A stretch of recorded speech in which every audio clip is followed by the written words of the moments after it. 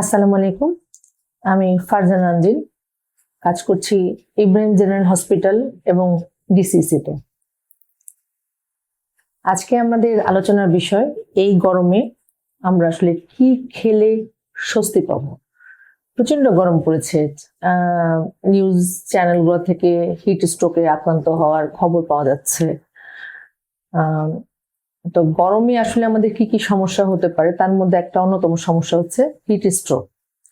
এছাড়া চামড়ার কিছু সমস্যা হতে পারে, পেটের কিছু সমস্যা হতে পারে, যেটা মাথায় রেখে আমাদের শুধু খাবার না, খাবারের পাশাপাশি খাবার, পোশাক এর ব্যাপারটাও আমাদের খেয়াল রাখতে লাগবে। তো গরমে সুস্থ থাকতে গেলে আমাদের আসলে যে খাবারটা হওয়া উচিত সেটা হচ্ছে অবশ্যই যে খাবারগুলো পানি ধরে রাখতে পারে সেই ধরনের খাবার। যেমন কিছু কিছু কাঁচা শাকসবজি, ফলমূল আছে, শসা, ক্ষীরা, টমেটো, বাঙ্গি, এগুলো পানি ধরে রাখতে পারে। এই ধরনের তাজা ফল, সবজি, তরমুজ, বাঙ্গি, এগুলো খাওয়া যেতে পারে। শুধু পাশাপাশি পানির ব্যাপারটা ইম্পর্টেন্ট, যে পানি কতটুকু খাওয়া যেতে পারে। পানি কিন্তু খুব বেশি খাওয়াটা শরীরের জন্য ঠিক না। এই গরমে শরীরকে শীতল রাখার জন্য আমাদের পানি খেতে হবে, কিন্তু দৈনিক 8 থেকে 10 গ্লাস পানি খাওয়াই যথেষ্ট। তো পানি খাওয়ার থেকেও বেশি ইম্পর্টেন্ট সেটা হচ্ছে যে খাবারগুলো পানি ধরে রাখতে পারে সেই ধরনের খাবারগুলো খাওয়া।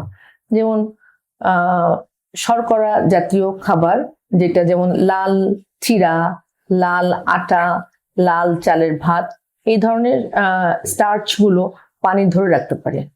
কিছু সবজি আছে, পেঁপে, লাউ, চাল কুমড়া, পটল, চিচিঙ্গা, ঝিঙ্গা, যেটা এই গরমের সময় প্রচুর পরিমাণে পাওয়া যায়।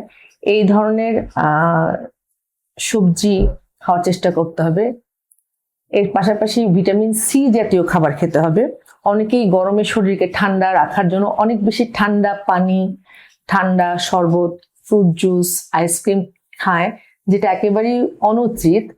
কারণ গরমে এই খাবারগুলো স্বস্তিদায়ক, তৃপ্তিদায়ক হলেও আলটিমেটলি এগুলো শরীরের জন্য অত্যন্ত ক্ষতিকর।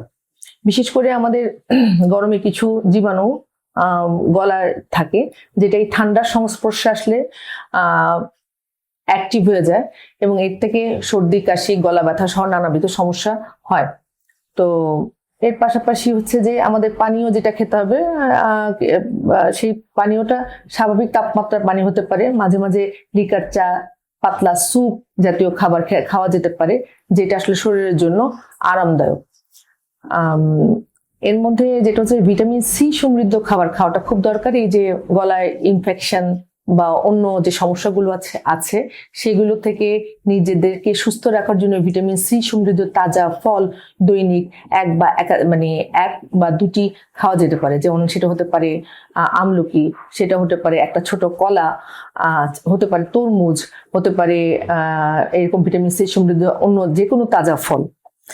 এর পাশাপাশি আমাদের কি পেটের স্বাস্থ্যের জন্য খুব দরকার যে প্রোবায়োটিক রিচ যে খাবারগুলো আছে, যেগুলো কারণ এই গরমের দিনে পেটে নানা রকম সমস্যা দেখা যায়, ডায়রিয়া, আমাশয়, টাইফয়েড, এগুলো ছাড়াও অনেকের কিন্তু গরমে বদহজম, কনস্টিপেশন, নানাবিধ পেটের সমস্যা দেখা দেয়। এই কারণে এই সময় প্রোবায়োটিক রিচ যে খাবারগুলো আছে তার মধ্যে একটা অন্যতম হচ্ছে যেমন টক দই, আমরা সবাই জানি, জিরা পানি, এগুলো পেটের স্বাস্থ্যের জন্য খুব ভালো। হালকা মশলাযুক্ত খাবার খাওয়া, হালকা পাতলা ঝোলের খাবারগুলো খাওয়া, হ্যাঁ, খাবার একসাথে বেশি করে না খেয়ে অল্প পরিমাণে খাবার একদিনে 6 থেকে 8 বারে ভাগ করে খাওয়া, এই জিনিসগুলোর দিকে আমাদের যত্নশীল হতে হবে। আর একটা জিনিস কি, আমাদের একটা খাবার হলো অ্যান্টিব্যাকটেরিয়াল কিছু খাবার আছে যেগুলো আমাদের শরীরে রোগ প্রতিরোধ ক্ষমতাকে কিছুটা বাড়ায়। যেমন তার মধ্যে আছে আদা, দারুচিনি, রসুন, মেথি, এই জাতীয় খাবারগুলো কিন্তু খাবারের তালিকার মধ্যে অল্প পরিমাণে রাখা যেতে পারে। তো এর পাশাপাশি আমাদের গরমে ভালো থাকতে গেলে অবশ্যই হালকা ঢিলাঢালা কাপড় চোপড় পরতে হবে। বাইরে যাওয়ার সময় অবশ্যই ছাতা ব্যবহার করতে পারলে ভালো। দীর্ঘ সময় যেন রোদে না থাকা, আর দীর্ঘ সময় রোদে থাকলে বাসায় এসে শরীরকে ঠান্ডা করে তারপরে আসলে ফ্যান হলে ফ্যান, এসি হলে এসির দিকে যাওয়া উচিত। গরম থেকে এসে সরাসরি এসি রুমে ঢুকলে কিন্তু নানাবিধ শারীরিক সমস্যা ঘটে যায়। আর একটা জিনিস ইম্পর্টেন্ট, সেটা হচ্ছে গিয়ে মুখ ধোয়া, গা ধোয়া, মানে প্রতিদিন অবশ্যই 1 থেকে 2 বার গোসল করা ভালো। পাতলা শুকনা সুতি কাপড় দিয়ে এটা ভিজিয়ে গা মুছে ফেলা ভালো, বিশেষ করে বাচ্চাদের এবং বয়স্কদের। এই জিনিসগুলো মোটামুটি খেয়াল রাখতে পারলে রেগুলার যেন আমাদের ঘুমটা ঠিক মতো হয়। এই জন্য বিশেষ করে রাতে ঘুমাতে যাওয়ার আগে, বিশেষ করে বাচ্চাদের এবং বয়স্কদের শুকনা কাপড় ভিজিয়ে যদি গাটা স্পঞ্জ করে মুছে ঘুমাতে পাঠানো হয়, তাহলে কিন্তু ঘুমটা ভালো হয়। মোটামুটি ভাবে এই জিনিসগুলো মাথায় রেখে চললে কিন্তু গরমের মধ্যেও স্বস্তিদায়ক উপায়ে আমরা চলতে পারি। আশা করা যায় খুব শীঘ্রই গরম কমেও যাবে। তো কিন্তু প্রতি বছরই আমাদের গরম আসবে, প্রতি বছরই আমাদের এই জিনিসগুলো গরমের সময় মাথায় রেখে আমাদের চললে আমরা ভালো থাকতে পারবো।